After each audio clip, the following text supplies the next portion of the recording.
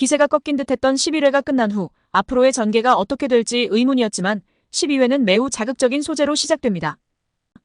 유지영이 남편 천한서를 마주하자 공포에 떨고 있습니다. 천한서는 나 안 보고 싶었어?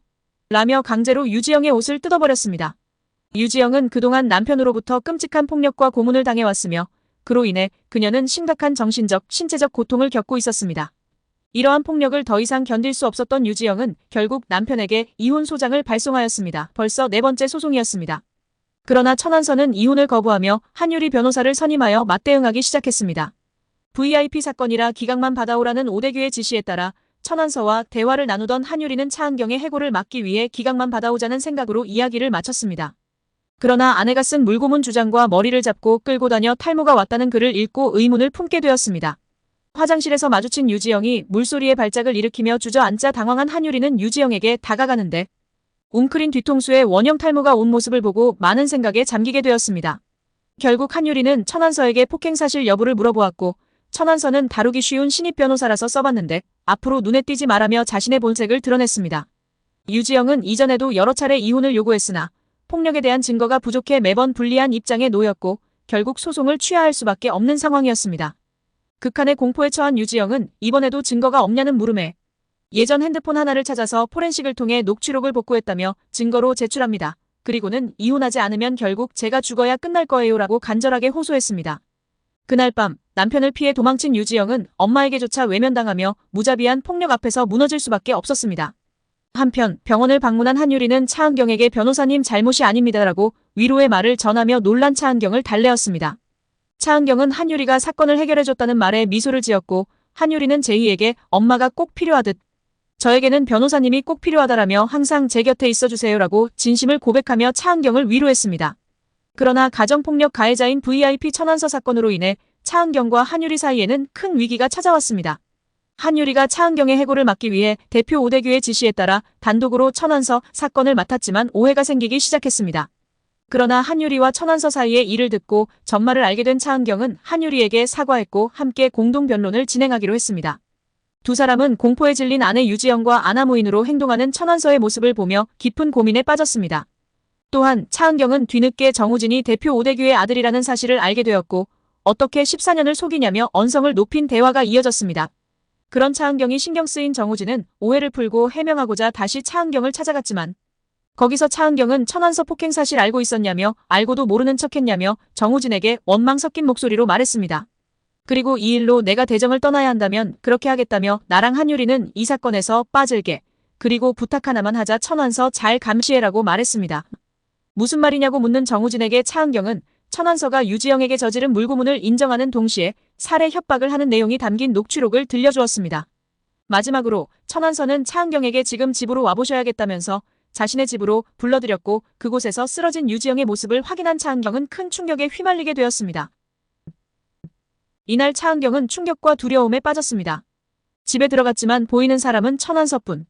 유지영 씨는 어디 있냐고 묻자 바닥을 보는 천한서를 보고 가까이 다가가서 유지영을 발견하게 됩니다. 놀란 차은경은 유지영을 깨우면서 의식이 있는지 확인하려 했고 바닥에 쓰러져 있던 유지영은 도와주세요라며 힘없이 말을 내뱉었습니다. 그러자 천한서는 죽을 만큼 때렸는데 아직 안 죽었네 라고 말했고 놀란 차은경은 신고하려 휴대폰을 들었습니다. 그때 천한서가 뭐하는 짓이냐며 핸드폰을 집어던졌고 그 순간 유지영은 숨을 거두었습니다. 천한서가 유지영을 사망하게 만든 후 차은경에게 서늘한 경고를 보냈습니다. 의뢰인을 신고하려는 변호사는 더 이상 변호사가 아니라 불필요한 목격자라며 목격자는 더 이상 살려둘 필요가 없다며 목을 조르고 딸까지 위협하기 시작했습니다.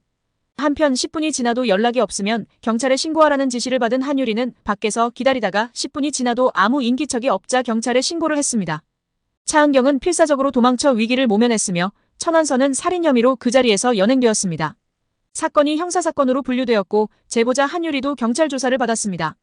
한유리는 회사와 차은경에게 피해가 갈까 우려해 천한서 집에는 혼자 찾아갔다며 거짓 진술을 했습니다. 이후 천한서 살인 사건 현장의 제보자가 그의 변호를 맡은 대정의 한유리 변호사라는 사실이 언론에 공개되었고 차은경과 한유리는 천한서 사건에서 손을 뗐지만 법무법인 대정이 천한서 살인 사건의 뒤를 봐주고 있을 것이라는 루머가 퍼졌습니다. 첫 번째 공판에서 천한서는 집행유예 판결을 받기 위해 심신미약으로 인한 정신과 치료 내역을 제출했습니다. 결국 살인의 고의가 없다고 판단되어 사건은 폭행치사로 기소되었습니다. 차은경과 한유리는 재판 결과를 쉽게 받아들일 수 없었으며 언론에서는 목격자 한유리에 대한 루머가 점점 더 부풀려졌습니다. 차은경의 마음은 점점 더 복잡해졌습니다. 한편 대정의 대표로 오른 정우진은 이혼팀을 지키기 위해 본격적으로 움직였습니다. 그는 긴급 소집된 회의에서 천의료재단과의 MOU 체결을 파기하겠다고 선언했습니다. 두 번째 공판에서 검사는 천안서의 죄명을 폭행치사에서 살인죄로 변경하고자 한다고 밝혔습니다. 법정이 술렁였고 천안서는 반박했습니다. 검사 측은 이혼 사건의 대리인이자 현장 최초 목격자 차은경 변호사를 증인으로 신청했습니다. 두 번째 공판 전 차은경은 검사를 찾아가 천안서의 죄를 밝히겠다고 용기를 냈습니다. 지금까지 쌓아온 커리어가 무너질 수도 있다는 한유리의 만류에도 차은경은 현장 목격자는 나잖아라고 말하며 길을 나섰습니다. 스타 변호사 차은경이 천안서의 이혼 사건 대리인이었다는 사실이 뒤늦게 밝혀지며 여론은 또 한 번 떠들썩해졌습니다. 세 번째 공판에서 차은경이 최초 현장 목격자로 증인석에 앉았습니다. 차은경은 변호사로서의 증언 거부권을 포기하고 진술하기로 했습니다.